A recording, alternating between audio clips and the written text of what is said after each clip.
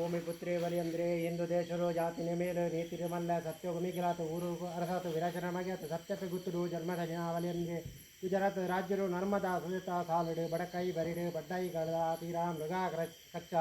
ಪುಣ್ಯತಿ ಜಾಗಡು ಕರ್ಮಗೊಂಜಿ ಹೋಮ ಧರ್ಮಗೊಂಜಿ ನೇಮ ಮನ್ಪೊಡಲು ಬಂಡರಿಗೆನ ನೇರ ಕಂಡ ಲಕ್ಕದು ಸುತ್ತೋಗು ಜಲಗ ಅವೊಂದು ಎದುಗುರಿ ದೇವಿನೇ ನಡೆದೊಂದು